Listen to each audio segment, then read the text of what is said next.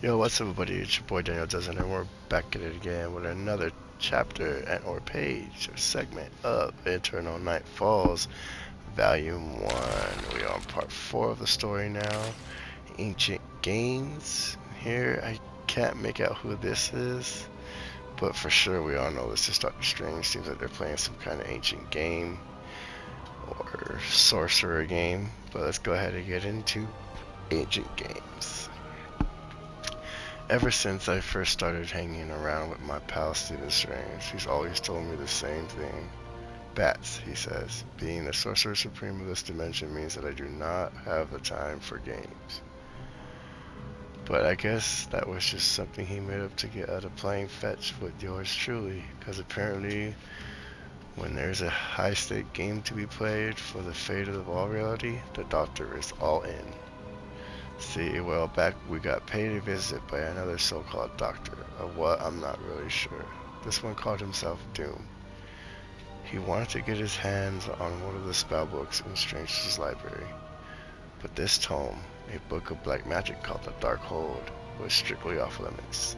Doom wasn't thrilled about the fact that Stephen had a feeling that his fellow doctor was bound to come knocking again. Strange decided that the safest option would be to open a rift between realities and stash the Darkhold where no one would find it ever again. And this is where things get a little cookie, even for a ghost dog like me. Time itself got turned upside down, and Strange ended up lost in the astral planes for a hot minute. While he was there, he searched for the Darkhold to make sure it was still safe, but surprise, it had somehow fallen into the bony hands of an Egyptian moon god by the name of Khonshu. This bird-skulled freak had been protecting travelers in the night for centuries, and he thought the best way to keep doing that would be to use the Darkhold to limit the vampires that had overrun New York City. Not a bad plan, honestly, except for the fact that it would hurt thousands of regular folks who had been unwillingly turned into the dark side.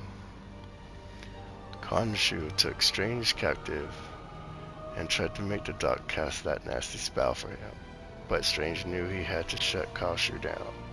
Luckily, the Scarlet Witch had reminded Stephen that Khonshu loved a good game of Senet, which is some kind of fancy Egyptian board game like chess.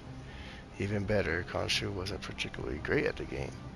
Seriously, according to legends, he lost a match to some other god named Thoth and forfeited his radiance as part of the Rager.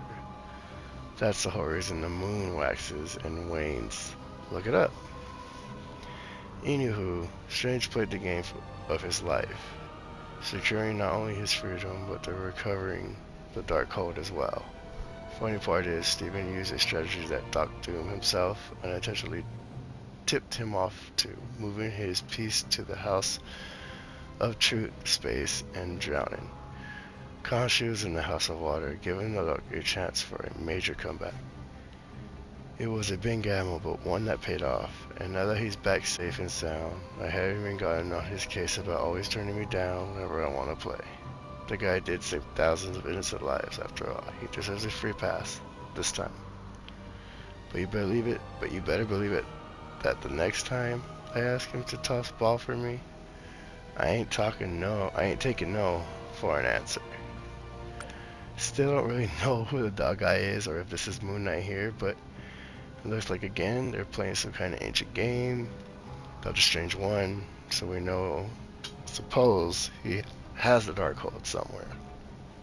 Let me know what you guys think about the story so far in the comments down below.